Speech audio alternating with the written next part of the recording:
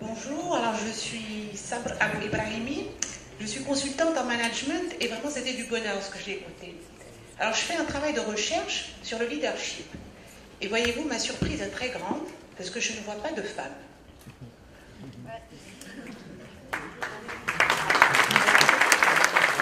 C'est une question, je pense, qui m'est destinée ou qui est destinée à l'équipe. Alors, non, pas du tout, je pense qu'elle est destinée à l'ensemble des Marocains. Mais... Non, mais honnêtement, parce que je fais un travail de recherche et j'anime un atelier sur le leadership féminin et je trouve qu'il est bien dommage de ne pas faire participer les femmes à cette réflexion. Et M. Daouda m'a tendu une perche magnifique en parlant de Mme Bidouane, et ça devrait nous donner à réfléchir.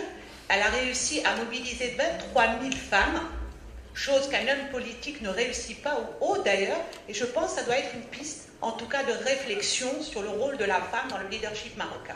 Ça n'est pas par mégarde, ni fait exprès. Nous avions invité plusieurs femmes qui malheureusement ont décliné.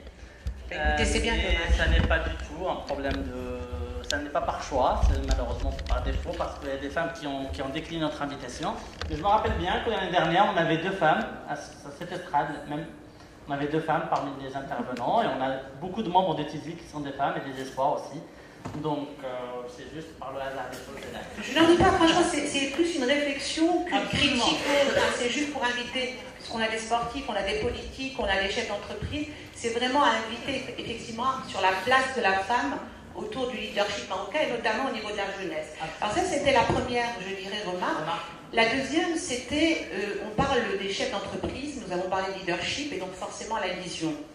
Il y a donc une réflexion que j'aimerais partager avec vous, c'est qu'aujourd'hui dans le monde économique, et je ne parlerai même pas du monde politique, il y a franchement une absence totale de leadership. C'est-à-dire qu'aujourd'hui, quand vous prenez la presse, ou quand vous lisez, vous écoutez les informations, il n'y a plus aucun chef d'entreprise qui émerge comme on pouvait le voir il y a quelques années.